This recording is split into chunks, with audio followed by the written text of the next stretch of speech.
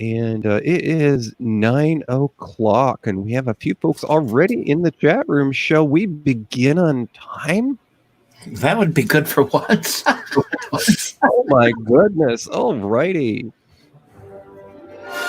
Ladies and gentlemen, welcome to the beautiful, historical Marionette Theater. Please take your seats. Matinee Minutia is about to begin.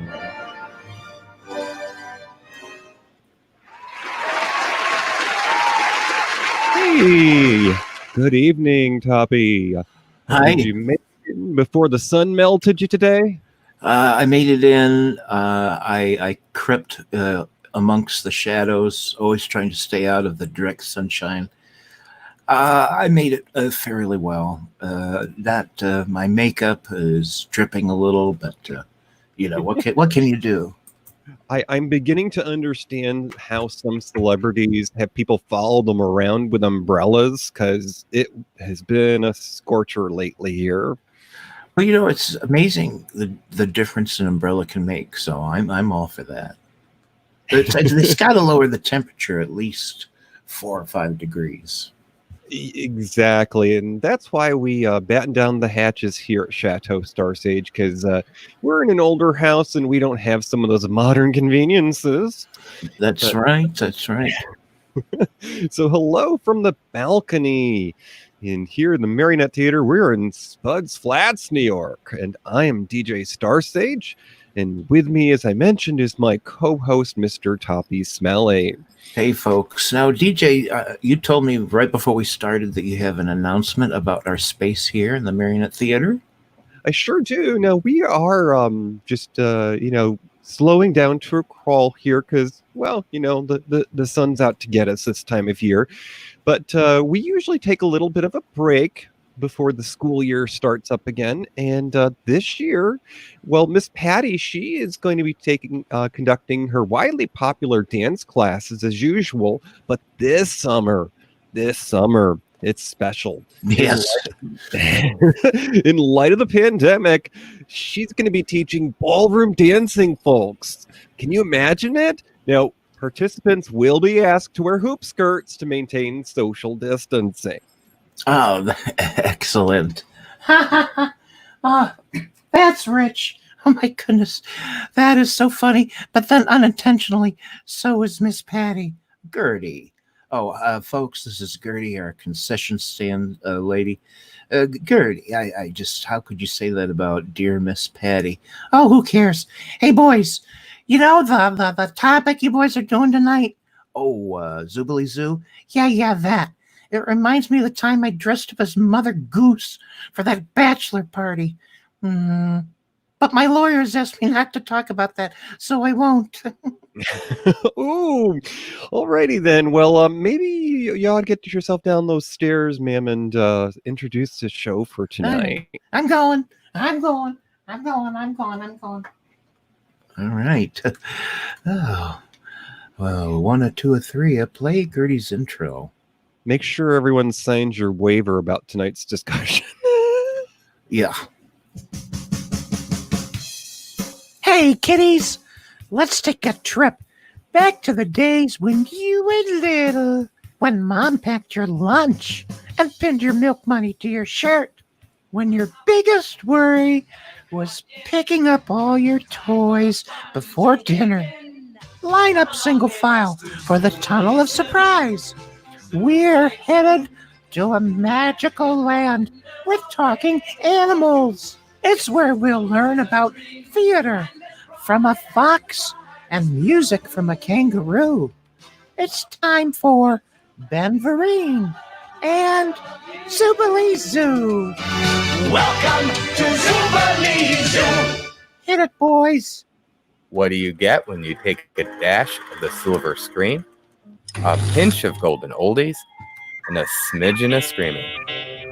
It's time for Matinee Minutia with your hosts DJ and Toppy.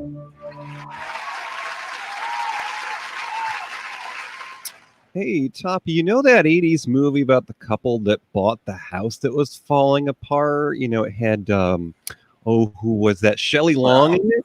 Yeah, Tom Hanks and Shelley Long. Yeah. Yeah, do you remember what that movie was called? The house that was plundered. No. The tragic. No, I don't remember what it was called. Well, okay, I love the house that I'm in. Chateau Star Sage is a labor of love, and my husband's done a bang up job to turn a sow, or how does that go?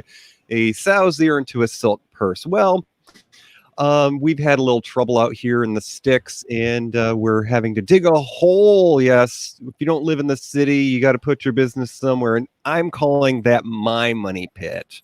Yeah, I know exactly what you're talking about. City folk don't need to worry about, but yeah, when you're out in the boonies, you got to dig your own tank for you know what. And I tell you what, those folks that do the work, they are labor people, and well, they earn their keep. Oh, so does that mean you've actually started digging? The digging? Well, Begun? there is a plan being hatched, and part of it, thankfully, involved me getting rid of an older car that's been waiting to be turned into a flower pot. Oh, I know why. Because they needed to get their stuff into your backyard, right? That's right. Ironically, it's the only side of the property level enough for them to get to the backyard. Oh, what a shame. Oh, well, you wanted to get rid of that thing anyways. I sure did. So we're lucky that we're able to get into the inn of doors here and cool off a bit. And Gertie, she's serving up some strong drinks there over at the concession stand. So we'll go ahead and visit her in a little while here. We sure will. So Toppy, we've got a show that we're talking about tonight. Yeah. It's intended for children, and it's called Zoobly Zoo. And I want to know what you chose this, DJ. What was about the show you wanted to feature here? Well, I'm one to favor happy childhood memories. In this time that we're going through, we can all use a little help digging up some positivity, and looking back to my childhood often does that. Now, Zoobly Zoo came out, just after I was of the age to have been their target audience. It was for preschoolers, basically, is my understanding. But that didn't faze me at all. There were bright colors, and there was singing and dancing, and that was right up my alley. All right, but and what was it all about? Zoobly Zoo was what was it? Oh, well, it's a children's television series that features actors dressed as animal characters, and it originally aired from 86 to 87. It continued to run in syndication until 2000 on several TV channels. All right, so yeah, long running. Yeah, it's been featured on channels such as the Learning Channel, Hallmark Channel, and actually the Disney Channel was one of the first to air it in the early 90s. And currently, Hallmark has their hands on it now. It's actually a division of Hallmark that makes the greeting cards. So each episode was hosted by theater actor, celebrated 80s actor, Mr. Ben Vereen, and he starred prior to this in Roots, the mini-series. He dressed as a spotted snow leopard who plays the mayor of a magical land, of course, called Zoobly Zoo, and he spoke directly to viewers that he referred to as Zoobaroos. Now, Vereen usually appeared throughout each episode to summarize the main themes or to perform a song and dance. So basically to tell you the moral of the story, like you would, having a book read to you as a child. All right, play the Zoobly theme song. It's pretty catchy. Everyone up, everyone in.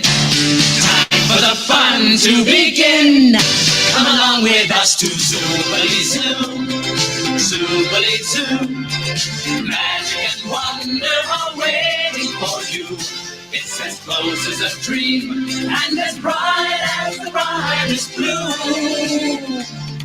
Welcome to Zoobly Zoo. Let's introduce the Zoomals to you. I'm Mayor Ben. I'm here to lend a helping hand. I'm Bill the Beaver.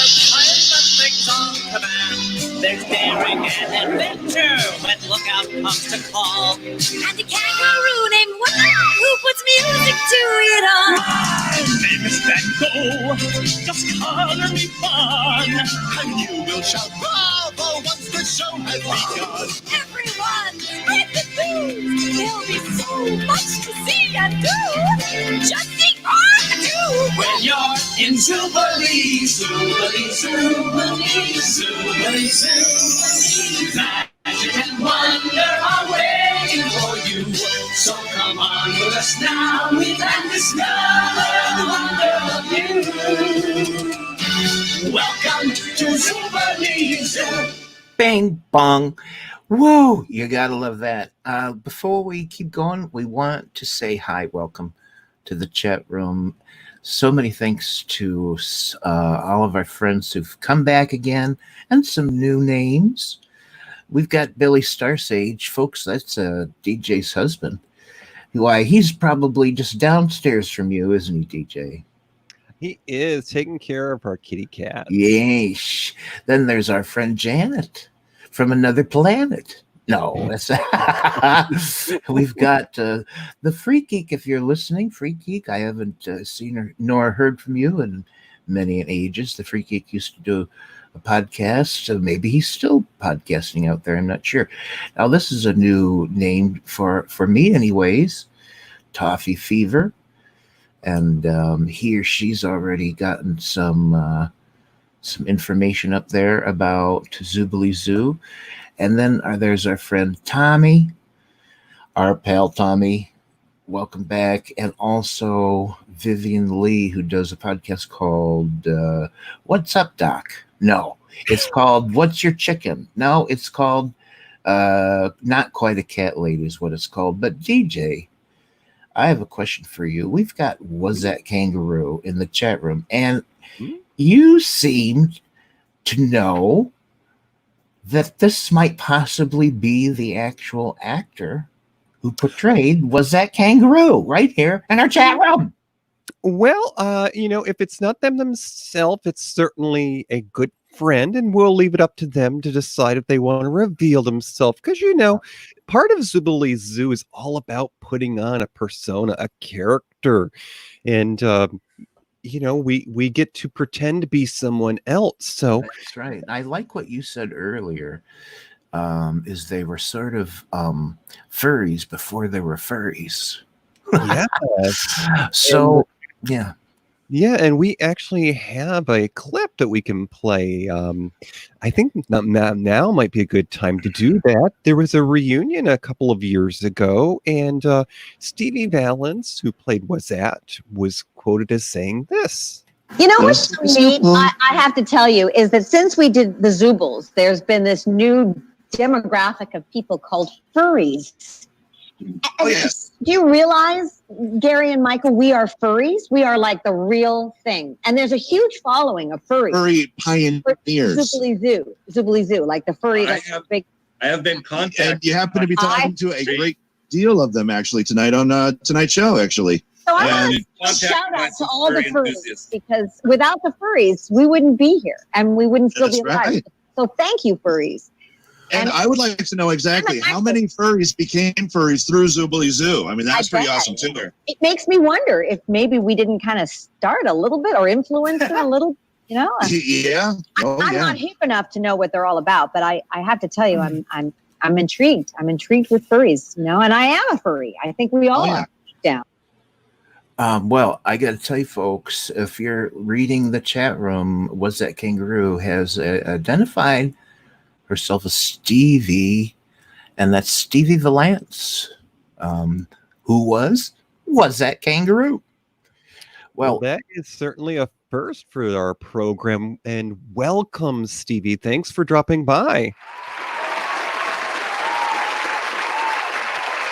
And that's pretty thrilling that you're here, and I certainly encourage you, Was That Kangaroo, to let fly with any stories you have in the chat room, because I know the folks, our friends in the chat room, are going to enjoy whatever you might be saying. But we're going to go along and let's just finish up our description. DJ, it centers around a group of 6 creative animal friends, and they're called Zoobies, and they each kind of have their own freaky thing that they do. And they also break into song and dance very frequently. It's odd about those people, but they do. And they play together, and they encounter difficulties that young children can understand. And the themes are things like cooperation and making friends, and I think kind of unique. They really get into creativity. And DJ, this was something that people may have seen it on PBS. It was syndicated, so it was kind of all over the place. It was, and I do believe that I probably caught it on my local PBS. There are a lot of, inspirational shows for that time that help children not be afraid to be creative. And most stations aired this program in its initial run in the wee hours of the morning, so they did have a little bit of difficulty catching their target audience. It was between 6 and 7 in the morning. Now, of course, that could have been when they should have been getting up with their brothers and sisters and getting ready for school. The target audience was preschool children, and it was originally a partnership between Hallmark and Mattel, but there was never any merchandising produced, unfortunately, not during the initial run. Well, I got questions. It makes me wonder why, because if Mattel was involved, there must have been, at least at the beginning, like some plans for figurines or something. And I don't know. Now, you guys in the chat room, especially Tommy, Janet, maybe you've been to conventions where you've seen figures or figurines or little, merchandising around Jubilee, but I'm not sure. The toys came first, was that Kangaroo says. So there was. So that's interesting. There was merchandising. Well, that makes sense, Mattel. Maybe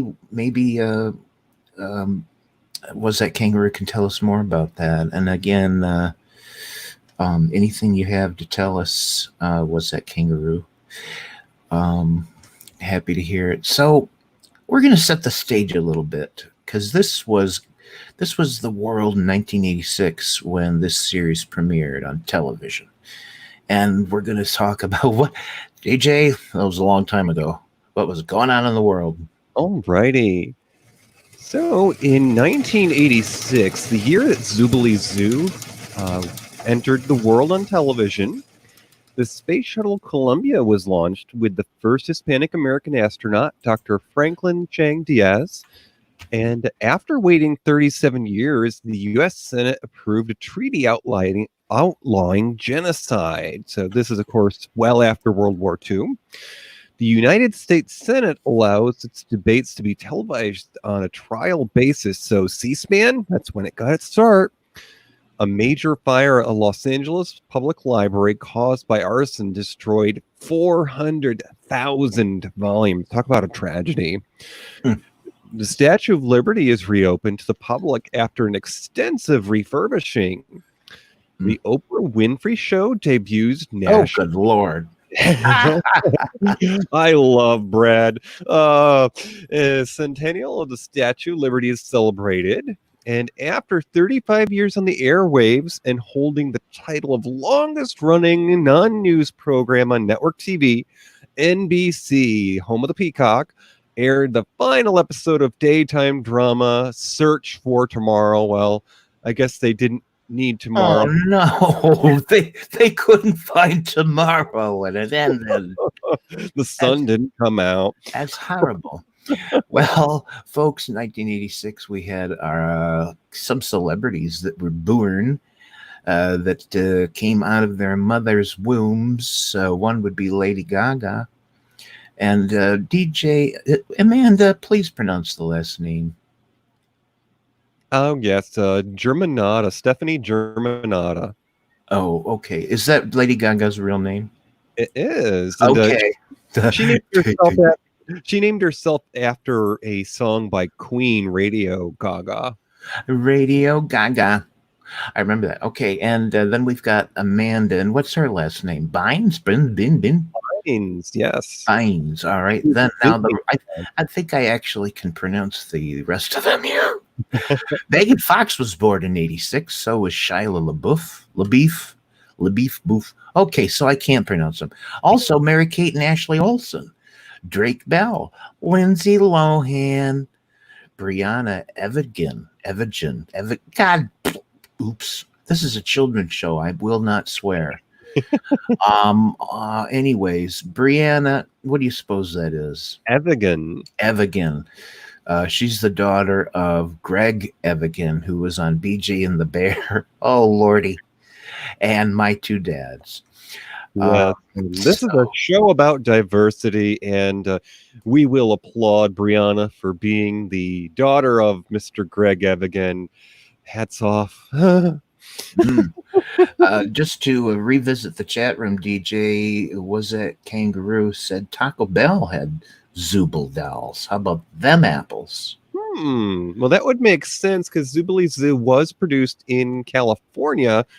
And growing up, we didn't actually have anything as fancy as a Taco Bell in my little one-horse town. But I can imagine. And Tommy, who changed his name to... No, wait. What? How did that happen? Tommy Hash Browns. Is it the same as our Tommy? Yes, he just added a last name. Oh, okay. Don't confuse me, Tommy. Anyways, he says he's seen Stevie Valence's episode of Poltergeist, The Legacy she was in. Mentions that. Janet says that she had Jem and Teddy Ruxpin. And let's see. Would you believe that my quite resourceful husband has a Teddy Ruxpin doll in box? Yeah. Can he make it say whatever he wants? That would be funny. He's still looking for the tapes because they were actually a special cassette for those. All right. Well, let's move on. DJ, there were other shows on the Boob Tube in 1986 that was competing with Zoobley Zoo. What were those? Alrighty, and apologies for any noises you might hear in the background. I have some neighbors who are still celebrating the holiday, and I am not on the lam. Okay, so other shows on in this time frame in 1986 on television, there was the Secret City Adventures. Now, this show started just the year before, and it was produced on Maryland Public Television, and it featured a character named Commander Mark who taught people how to draw in 3D. And there's quite a following for that. Might do a show just about that someday. Also in 86, 3-2-1 Contact on PBS. Now, it's something I watched in school. Can you imagine? Kids these days can't even watch movies in school anymore because of copyright law. We watched 3-2-1 Contact in the classroom. 3-2-1 Contact. Contact, yes. There was a Canadian show. Now, in my part of the state, I grew up in Western New York. We were close enough to Canada in those days that the laws weren't so strict. We actually were able to watch some of Canadian programming on our cable system. And there was a program called Today's Special, which it actually came out just before the film Mannequin with Andrew McCarthy, but it had a similar tone to it. There was a mannequin that came to life in the later hours of the day when he was alone with one of the window dressers, and it was called Today's Special on Canadian TV. No. And for 6 years. Nothing creepier than mannequins coming to life. I don't know. Yeah, magical hat and the The spell that was conjured was Hocus Pocus Alamagocus. I still remember it. All right. Let's see now. A friend of Mr. Vereen, the show Reading Rainbow was hosted by Mr. LeVar Burton. That came out in '83, so it was still on the air very much in those days. We'll talk about a connection between LeVar Burton and Ben Vereen later. Yes, and of course, certainly in its heyday in the '80s, Mr. Rogers' Neighborhood was still in production, as well as Sesame Street and The Electric Company, where Morgan Freeman got his start. Yes. Now, just to put myself in my certain age bracket, I totally grew up with Mr. Rogers and Sesame Street a little bit later on. And even a little bit later on, the Electric Companies, they grabbed me when they finally got the license to bring Spider-Man on the Electric Company. And I was just, I don't know. I had to see Spider-Man, so I started watching Electric Company. But Sesame Street, Mr. Rogers' Neighborhood, I think I was there when they were born. So let's move on and get right into the cast of Zoobly Zoo, and we can probably start off right here with Ben Vereen, and he portrayed Mayor Ben. What can we say? Kind of a legend. Born in North Carolina, raised in Brooklyn. He was a student of the High School of Performing Arts. I don't know, kind of made famous in fame. I don't know.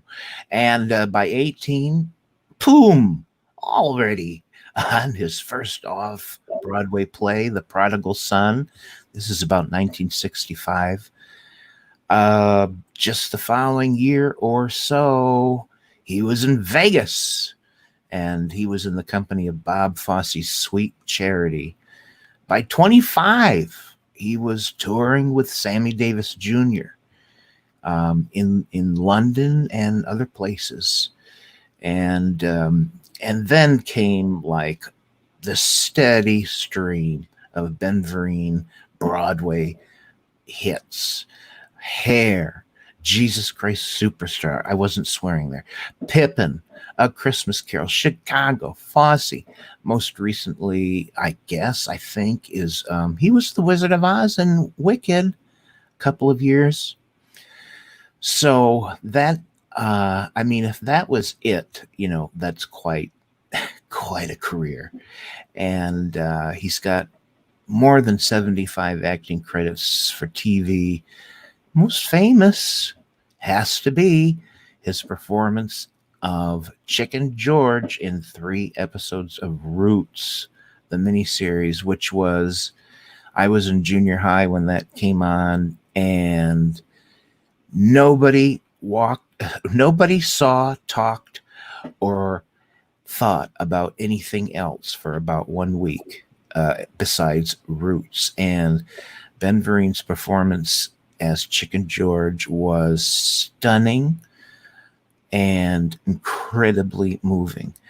Most recently, you can still see Ben Vereen in appearances on many shows, but I think folks probably remember on Fox TV they did a remake of the Rocky Horror Picture Show with Laverne Cox, and he portrayed Dr. Scott in that. So that is really, a pretty short recap of an amazing career.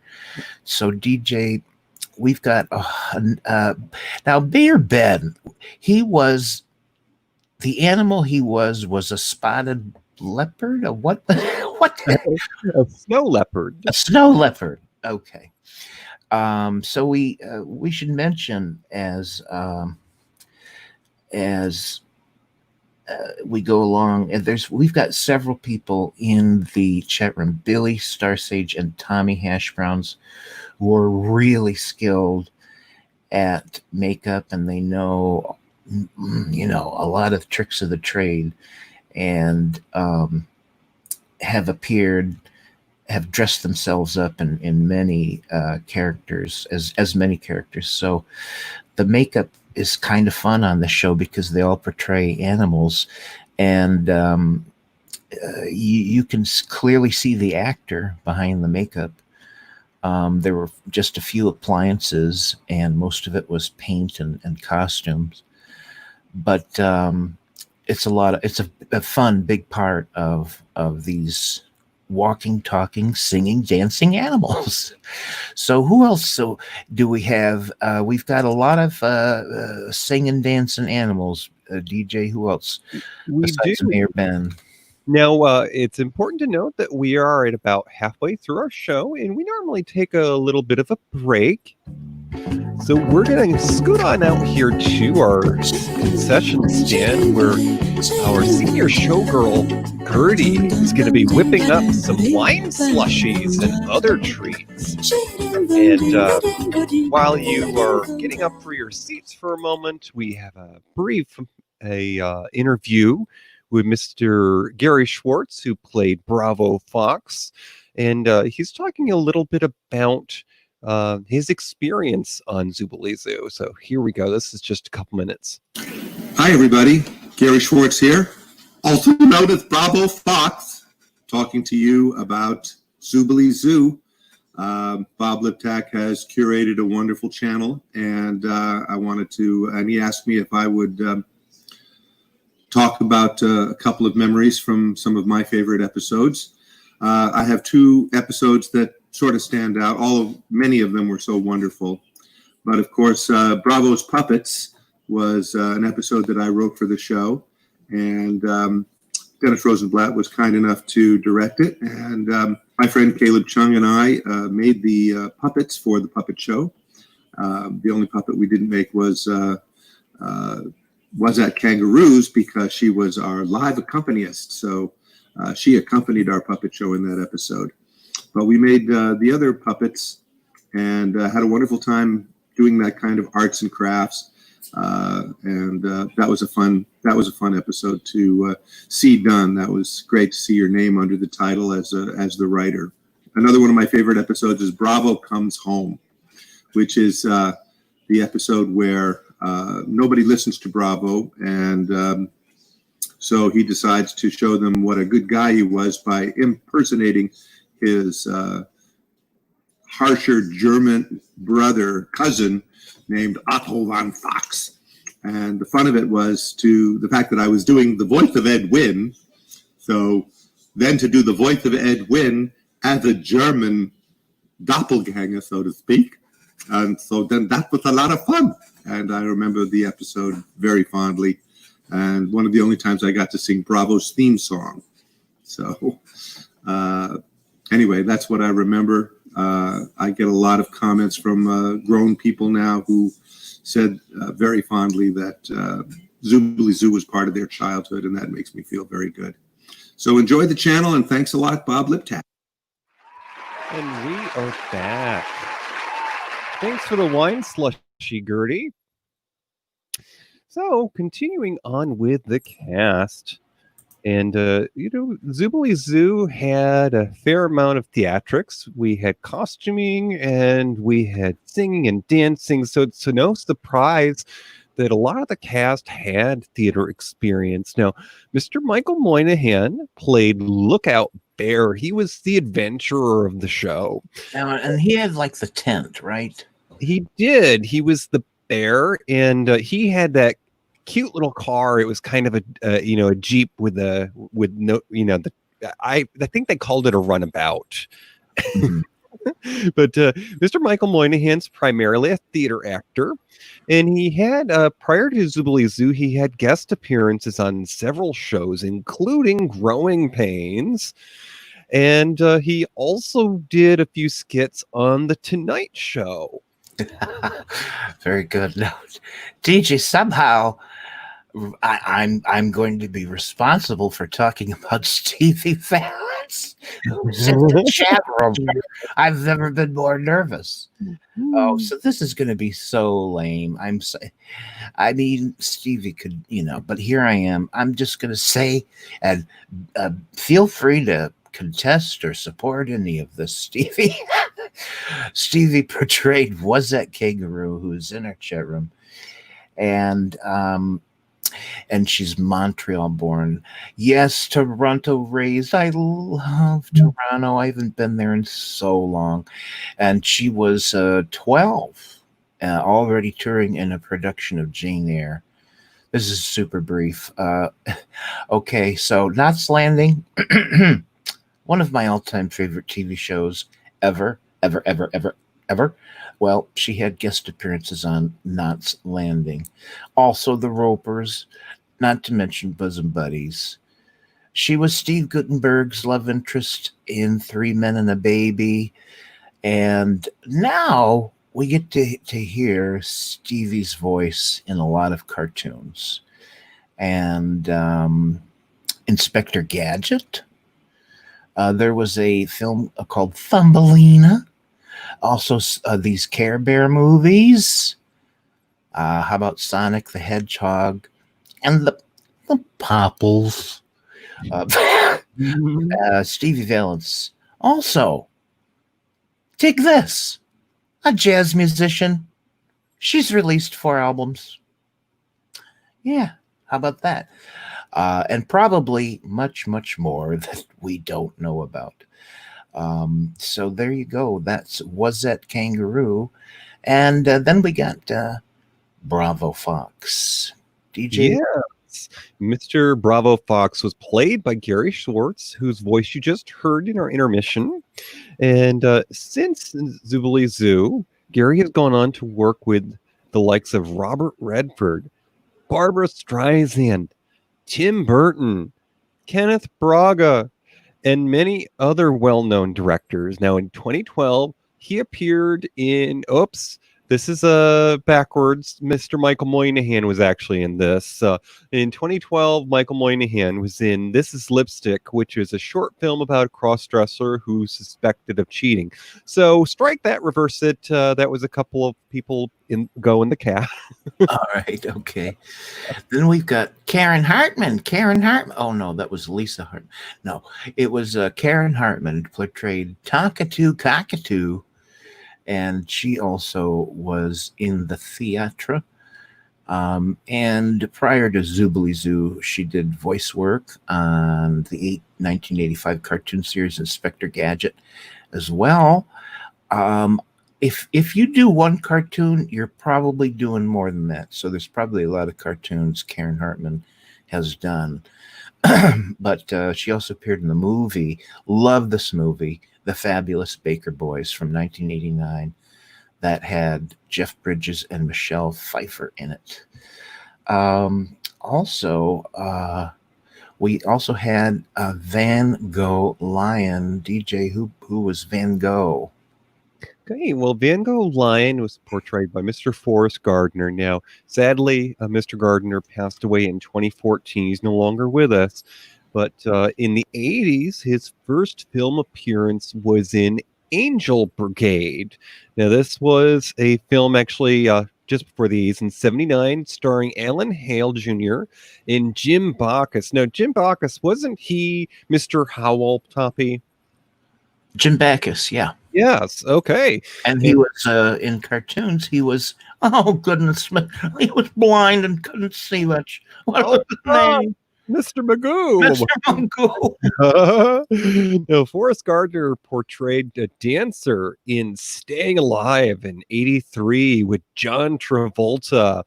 So he was really in the scene there when it got started. And as well as he was in Captain EO in 86, the same year as Zoobilee Zoo, which of course was a feature film with Michael Jackson, and it was filmed in 3D for Disney. Yeah. Well, that was a blast from the past. Okay. Sandy Grin. Now, Sandy portrayed Builder Beaver. And I did get to see him in one of the episodes, and he does have a big beaver tail. They all have tails, but his tail was big and flat. And after Zoobilee, he worked on some films you might know, such as Beetlejuice in 1988.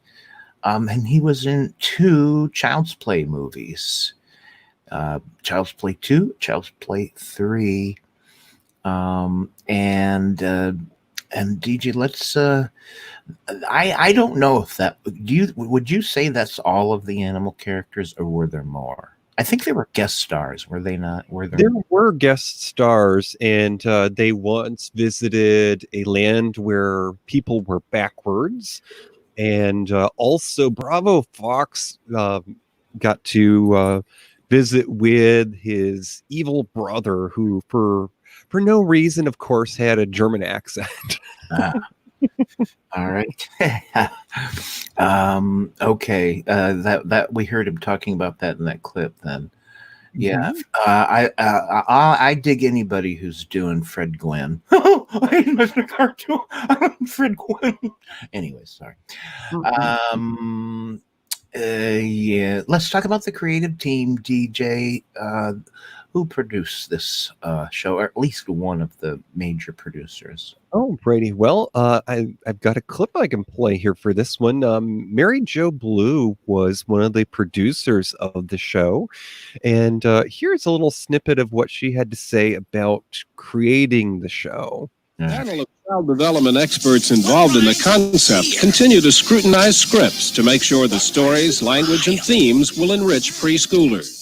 There's the opportunity for Zoobilee Zoo in the way that no other children's television program has done to gain the support of early childhood educators. Each of our stories, we have social values that are encompassed, moral values, and of course, overall creative values, so that we really hit underlying foundations for the children.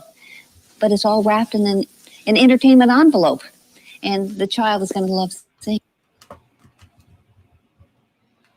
Hey, so some of the things that Mary Jo Blue worked on in 2002, she did a TV movie called America's United Heart. I tried like hell to find out what that was about, and I couldn't. Sorry. She also worked on a special for Carol Burnett called Showstoppers. And in 96, she did a TV series called Bedtime. It had 6 very different couples from 6 major U.S. cities spend their evenings discussing their relationships and personal challenges. Some try to face their issues while others try to avoid them between the sheets. Well, that must have been interesting. I take it that was sort of like, what was the big 80s dating show? What was that called? It wasn't the dating game, was it? No, the dating games was like early 70s. This was so 80s. Well, I remember with couples, wasn't it Match Game or something like that? No, this was an interview that was strictly about guys who would go out with girls and girls who would go out with guys. Somebody in the chat, I know it was all over the place, syndicated in the 90s. So after Mary Jo did, or before Mary Jo did Zoobilee Zoo, what did she also do? Oh, we have a kernel of truth in the chat room here. Miss Vivian Lee has volunteered. The name of that game show is Love Connection, Toppy. Love Connection. Yes. That was it. Oh, right. So, Toppy, we are going to go ahead and move on here to the director and producer of this, of Zoobilee Zoo. Who was that? Okay, so we're talking about Steve Binder, and he's got an interesting past. So he started out with some early stuff in the 60s for the new Steve Allen show. He did a couple of Gilligan's Island, but what he's really famous for, what really are part of his chops, are 2 specials he did in 1968. They were both for performance artists, singers.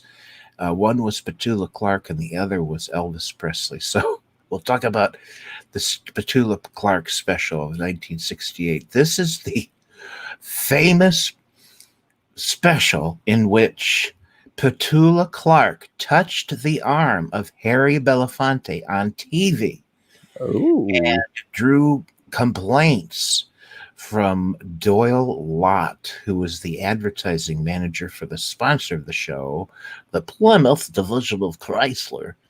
And this guy was afraid that that brief touch between Petula Clark and Harry Belafonte would offend Southern viewers at a time when racial mixing was still a major issue of controversy in the U.S. And isn't it still? Let's admit it. Also, Steve Binder refused to take it out.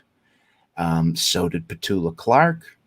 And guess what? Poor Lot got canned. And Chrysler said, boo boy now.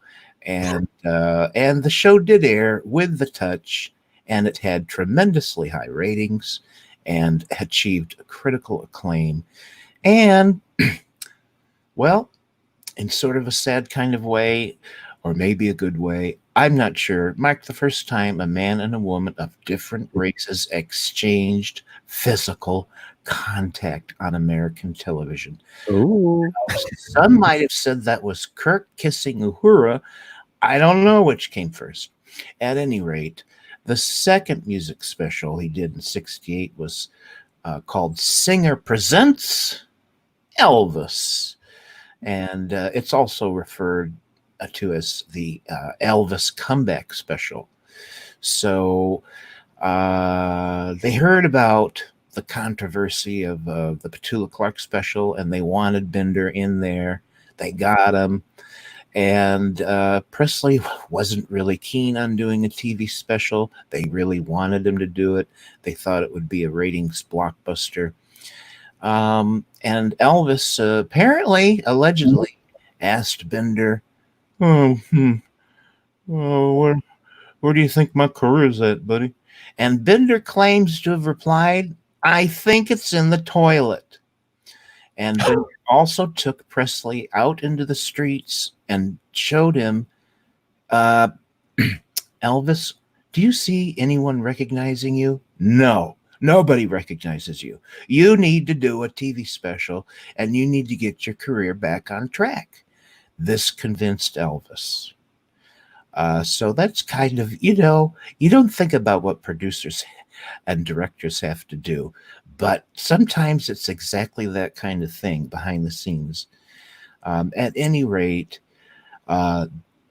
this music special did have a tremendous audience. It did revive Presley's career. He was wearing his black leather outfit. He looked great. And a little bit of TV history.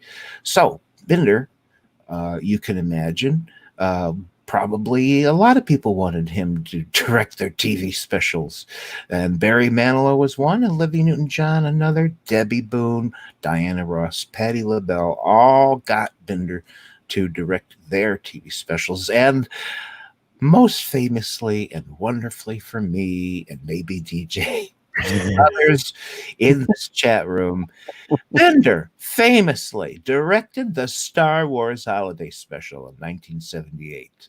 Now, I will have to admit that this made me love Zoobly Zoo just that little bit more, because here at Matinee Minutia, we like the quirky things. We're not going to be talking about what was a smash hit at the box office.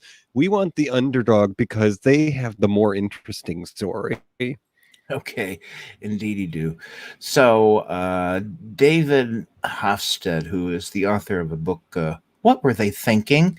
The 100 Dumbest Events in Television History, ranked the Star Wars Holiday Special from 1978 at numero uno, calling it the worst 2 hours of television ever. I guess that depends on who you ask, but it's a sight to behold. After Zoobly Zoo, Binder went on to do Pee-wee's Playhouse. You gotta love that. The Super Mario Brothers Super Show, and Show. Well, okay, the Chevy Chase show lasted about 5 seconds, but anyways, let's just talk about Zoobly Zoo, DJ. And your impressions and what you liked about it. Well, certainly, the bright colors inspire children's imaginations. And I love the fact that each of the characters had some sort of creative aspect to their personality. Was that, of course, he was gifted with music. Bravo was interested in theater. And Lookout was the adventurer. And, of course, Talkatoo, she was all about spreading the news, as her song talks about. And, actually, that's part of the reason why Talkatoo remains one of my favorite characters, because once upon a time, I thought I wanted to write for a newspaper. Yes. Well, I particularly enjoyed the way that the characters, were very different from one another, and the sets were charming and nice, and yet, how shall I say it? Whether it was intentional or not, it felt homespun. And in other words, you almost felt like a community theater kind of vibe from this whole thing. And I just thought that it lent itself very well to the material, and as something that just all kind of hung together in a very charming way. And of course, the songs I thought were all, good. So, oh, DJ, what's the connection between the music and the songs and the Power Rangers? Oh, yes. So, the one of the people behind some of the music of Zoobilee Zoo was Mr. Haim Saban, and I'm forgetting his business partner's name. Levy was the last name, but they wrote the music to at least the theme song. Now, I actually think that this is a good moment for us to play one of those songs that was performed by the cast, because, of course, many of them had some theater background, and that played a part in them getting cast. So here is the Best Friend song, sung by actually most of the cast. I know that it's Lookout, Bear, and Was At, but here we go. And I have a special feeling about each other, which makes us best friends. Sunrise to sunset, side by side, with each other, things always feel so right. Up and down, through thick and thin, we stick together, 'cause we are best friends. You and I, best friends. Very nice. Just to get back in touch with what's happening in the the background in the chat room. We have just so many interesting things that have come up, because Stevie's here. Was that kangaroo? Also, Toffee Fever seems to know a heck of a lot about this show. But anyways, so many interesting things have come up. There's too many to name, but I thought this was really nice. Was that kangaroo? She says, we all supported each other and made mistakes and forgave each other. It offered a sense of belonging to the fans. There was a magical synergy that happened because the camera's teleprompters were always breaking. So we had to improvise all the time. Isn't that cool?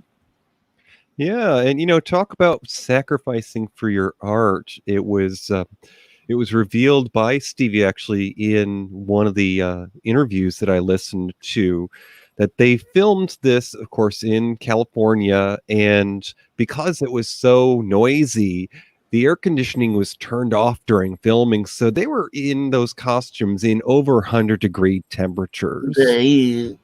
Yeah. Yeah. You know, look, Ben Vereen's great in it. But this is just, oh God, should I say this? I'm going to say it. This show would have done well to have avoided Ben Vereen, because the real synergy was happening with the cast that was there all the time. And obviously, Ben Vereen did his part separately. And, that's great and everything. But they probably had to pay him a lot of money. And it just seems to me like, what kid is going to know Ben Vereen? So I don't know. I just think that was kind of what were they thinking? What did they think Ben Vereen was going to bring in? Why not have had just more attention paid to the main cast that was doing, well, all the work?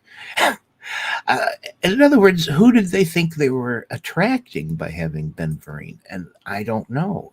These kids wouldn't know Ben Vereen from anybody. Well, certainly the character that they crafted for him, I would say, had to have had some inspiration, at least, by the then current production of Cats. Okay, well, there's clearly a Cats influence happening. Right, and I think that probably Ben Vereen's experience in theater is, what brought him to their attention. And in the 80s, of course, he was making appearances on a lot of TV shows, including Webster.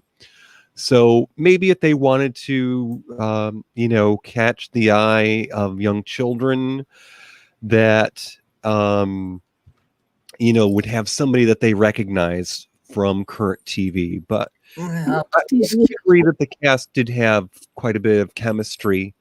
So, well, but you can't have chemistry if you're doing the whole thing separate from the rest of the cast, which is what Vereen did. Anyways, let's listen to what Wazat Kangaroo had to say. She says, "That's profound what you're saying right now. I can't comment, but Ben gave it cachet, and which okay, it did. And the parents knew who he was.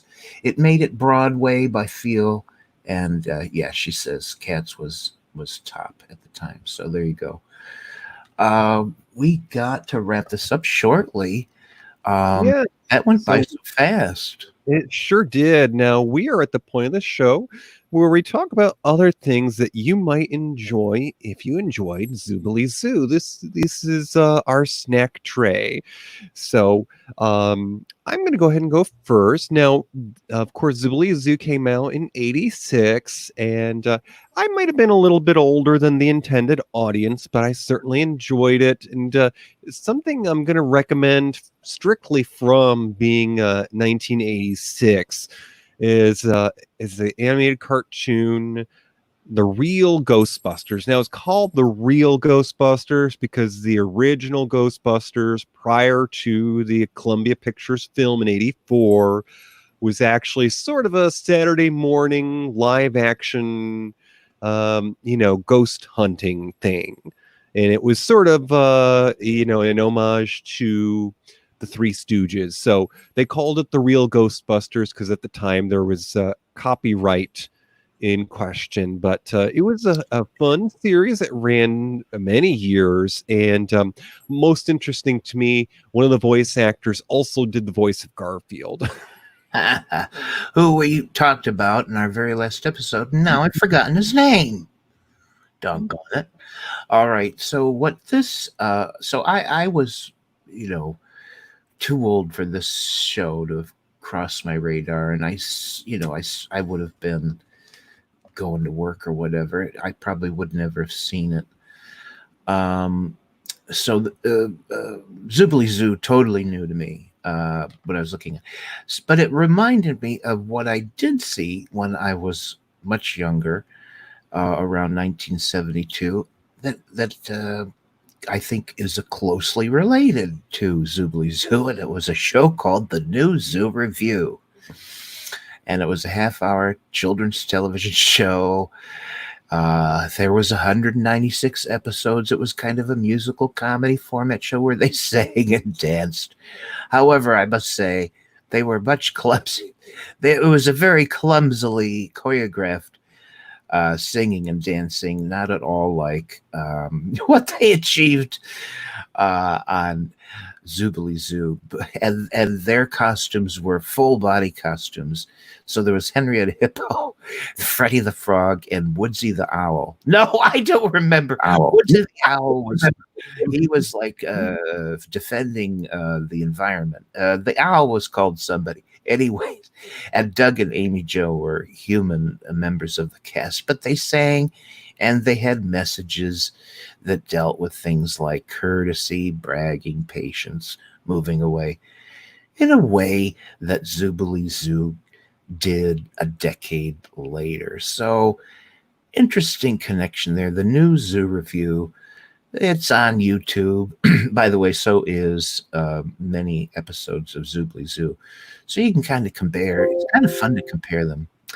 So that is my recommendation. If you like Zoobly Zoo, check out something a little, I don't know, more basic. The new Zoo Review. I loved Henrietta Hippo. Oh,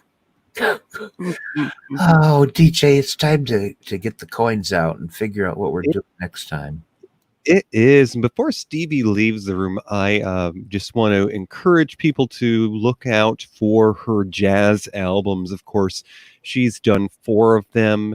And as someone who's only recently started appreciating jazz, I would love it if we could get 80s star Jeff Goldblum to collaborate with Stevie on something. Now, I think that would be a trip. Well, I know he loves playing the piano. So Sure does does. he do jazz? Is that what he does? Yes, it's you can actually hear some of his music often on my favorite jazz station locally. But let me think about this again here. Jeff Goldblum. Yes, I was flustered. Jeff Goldblum has at least an album or 2 out. So, Toppy, we are at the end of the show, and as this is a celebrated historical theater, we have some little trinkets that have been left around from the days of vaudeville. Hold those trinkets just for a second. Let's just acknowledge for the final time this wonderful, weird, magical thing that happened tonight that never happens to us. But a character from Zoobly Zoo was in our chat room tonight. Was that Kangaroo? And that's Stevie. And I'm not exactly sure how it happened that she was here, but it certainly made the chat room tonight and all of the information she provided. So thank you so much. And we really lucked out tonight in that regard, didn't we? We sure did. You invited her. Yes, I traipsed down the secret path to find the official Facebook group, and WhatsApp invited me in. So I just thought I would share the breadcrumbs. Well, that's kind of amazing, and we really appreciate it that Stevie Valance was at Kangaroos. Thank you so much. Thank you for joining us, Stevie. Now, Toppy, go ahead and grab that bag of coins. Here's some coins. Gonna put that coin in the magic gumball machine here. All right. A capsule has just been discharged into the hands of DJ Starsage. What are we watching next time, DJ? Righty. So in 3 weeks from tonight, because July is a long month, this will be our summer finale. I know it's so sad, but we got to take a break because Miss Patty wants to use our space. Yes. And so on Friday, August 7th at 9 p.m. Eastern, Jerry is an American expatriate trying to make a living in post-war Paris. Before he knows it, he becomes Let me get the volume of this fixed here. Hold on. Sorry, it's a little too loud. Let me fix this. This when it's live, folks. Yeah, here we go. Jerry is an American expatriate trying to make a living in post-war Paris. DJ, no difference. Just take music off. Yeah, can't hear it. All right, it's not as low as I was hoping. Jerry is an American expatriate trying to make a living in post-war Paris. Before he knows it, he's become smitten to the young lady. Smitten to the young lady who's caught his two best friends' attention. Gene Kelly stars in this 1951 musical that spells the start to the end of an era for Hollywood. This features George Gershwin's music, and it's an American in Paris.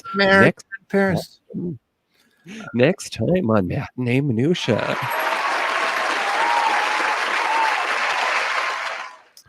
Thank you everyone in the chat room. Toffee Fever, was that Kangaroo Janet, the Freaky Logan Nagel, Crownhaven, the ever mysterious Billy Starsage, and Tommy Hasbrowns, Vivian Lee. Oh, what a full fat chat room. That was just a full chat room. We won't say full and fat.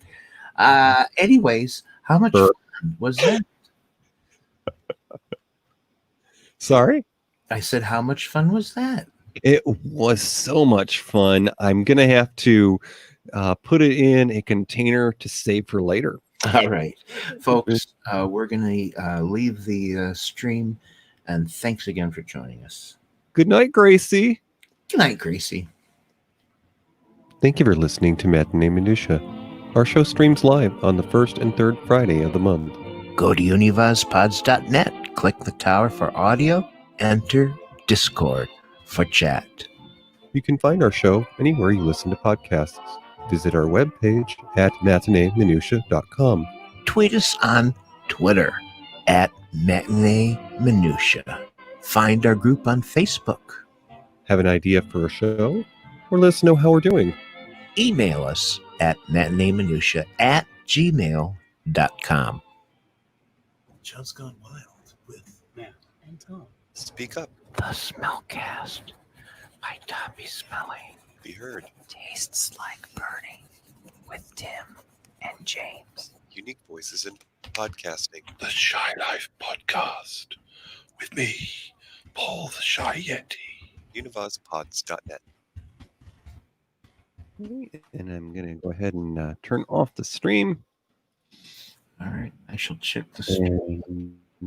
I will turn off the video. Ending broadcast.